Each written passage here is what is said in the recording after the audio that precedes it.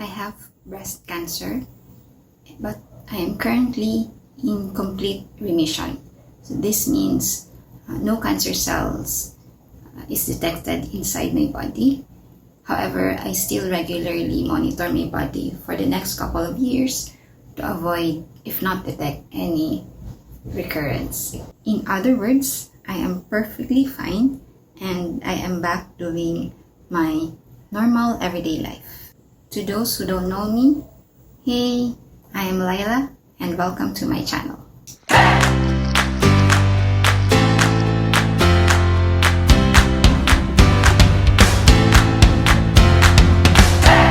Being Breast Cancer Awareness Month, I want to share my story for 3 reasons. First and foremost, early detection and treatment of cancer are key and crucial in successfully battling cancer. Second, there's not much information about cancer here in the Philippines available online, and I hope my story would help other people to gain a bit of information about breast cancer. And third, on a personal level, I want to immortalize my cancer journey story for my own future reference. Just a caveat that everything that I will share with you today are based on my personal experience, and you still need to consult a doctor or specialist for medical advice. But I will leave links down in the description box for links which may be helpful for you to know more about cancer. Also, this is just the first part of 4 videos I will share with you for the entire month of October. I will also share with you my realizations about my experience, the things you need to know once you find out you have cancer, and lastly, the costs and financial matters and government programs and benefits for people with cancer. So if you want to know more about those things, so click subscribe to be notified about my future videos. For this video, I will talk about the symptoms, tests, and treatments I underwent in battling my breast cancer. In last quarter of 2020, I have discharge in my right breast, which looks like a dry blood stain. So when I wake up, it happened to me probably 2 to 3 times. So when waking up in the morning, I noticed on my shirt, there's this dry blood stain, which I don't know how it got there, because I didn't see any wound or scar on my breast. It got me worried, so I googled it, and from what I read, I found out that it's not that serious if it's just one symptom. But looking back now, it's actually already serious and grave, especially if you do not breastfeed, or it only happens in one side of your breast. So that's already a red flag for you to check and consult with the doctor about your breast. At that time, I still did not consider consulting the doctor, and I wanted to wait a bit more if it happens again. But first week of February 2021, I felt a pain inside my right breast. So it felt like your vein is being pulled inside your breast, and it really hurts to the point that it distracted me from working. And the only way I can ease the pain is if I put my warm hands on my breast to ease the pain away. By this time, or at this point, it really got me worried. So I did a breast examination, and when I examined my breast, so I felt a lump. And with these symptoms, so the breast discharge, the pain inside my right breast, and also feeling a lump upon conducting the breast exam, so made me realize that this is a really serious issue or concern. And from that point, I decided to consult with an oncologist. That same day, I asked my friend for a doctor or oncologist referral because her mom has also a breast cancer.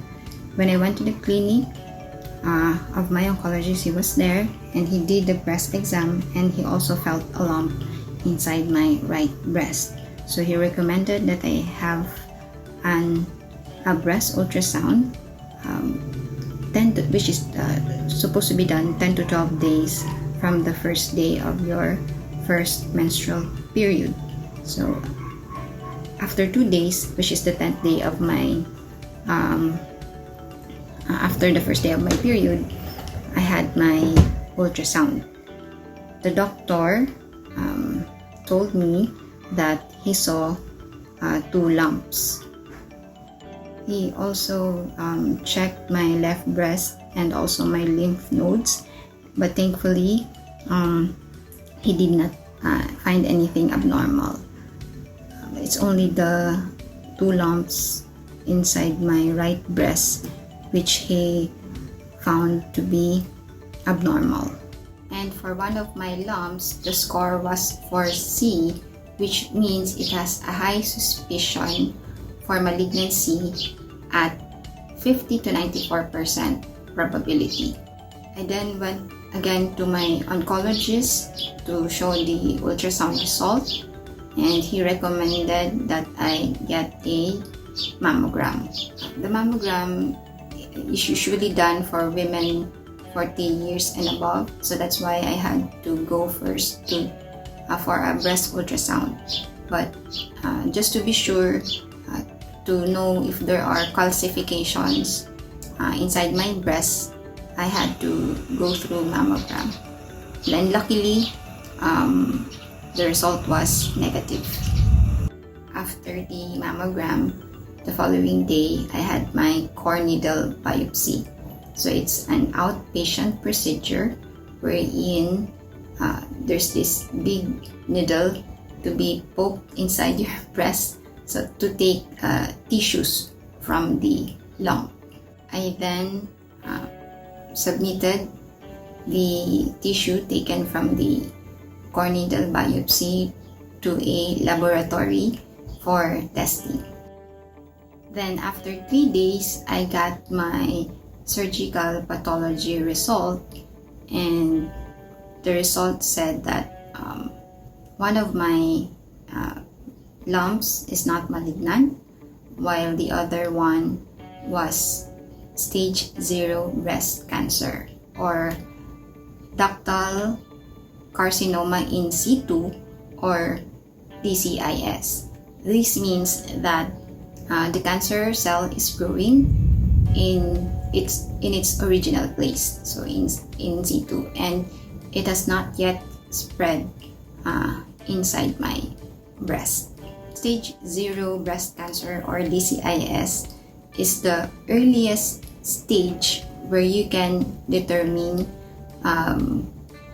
if you have breast cancer, or it's the earliest stage to detect if you have breast cancer. This also means that I have a 90% chance of getting rid of the cancer inside my breast and for it not to recur, as long as I undergo through all the treatments to get rid of the cancer cells inside my body. After getting the surgical pathology report, I again went to my oncologist, and he recommended that I have a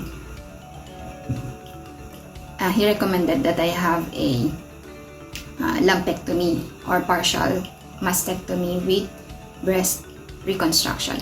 So this means that a portion of my breast will be removed and it will be replaced with a silicone breast so that I could still retain the normal shape of my breast. I scheduled my surgery in 3 weeks' time to finish some work deadlines at the office. I also did some preparations prior to my surgery, like paperwork for my health insurance, HMO, and SSS. And I also did some lab tests required before surgery, like CBC, X-ray, and ECG. A day before the surgery, I called the hospital for room reservation and for my admission. The following day, I had my surgery.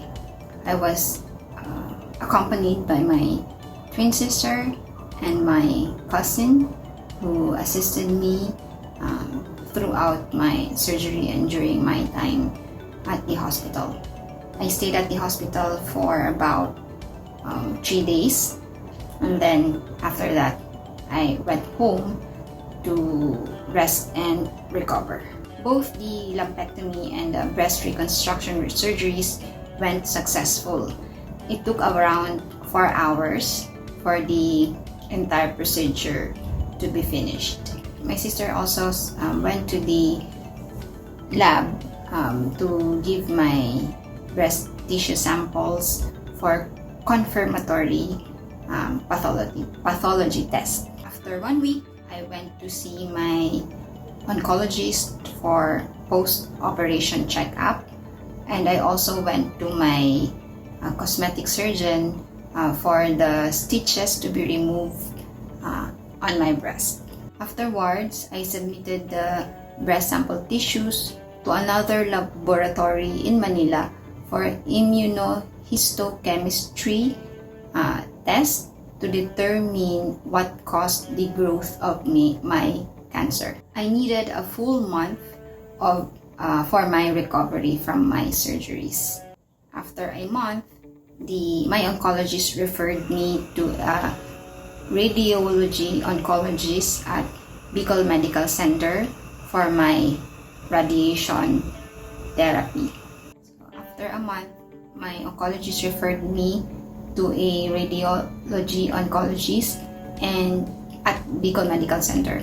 And during my initial consult, he gave me the estimated cost for my therapy, which includes CT simulation, 2D planning, and 30 sessions of radiation. The estimation included the PW discount or persons with disability discount. So I had to get and apply for PWD ID. I also had to buy medical supplies and medicines for my CT simulation, which will be used for planning my sessions for radiation. I also had to do another series of laboratory works, so including abdomen ultrasound. So before the first session of my radiation therapy. After 2 weeks, I had my first session of radiation therapy. So they are using LINAC, so it's an external radiation machine, which takes around 15 minutes, including the preparation time. The time takes long, which is around 2 to 3 hours. The longest is 5 hours because there are a lot of cancer patients coming from all over the region, and we only have one LINAC machine. During my radiation, I got the result of my immunohistochemistry result, and and from that result, I am estrogen and progesterone positive but HER2 negative. And since I am not yet menopausal, I have to take tamoxifen, so that's an oral medicine. So I have to take tamoxifen every day, once a day, for around 5 to 10 years. This prevents the possibility of recurrence of my cancer, so I had to take it. Before taking my medicine, I needed to consult with an OB/GYN oncologist for pap smear and vaginal ultrasound. So this will be used as a baseline to monitor the side effects of my medicine. After I finished my 30 sessions of radiation therapy, I went back to my oncologist for medical clearance to go back to work, and I have to make follow-up consultations every 3 months for the next 2 years with him, just to track my progress and monitor my cancer. So this is the story of my 4-month breast cancer journey.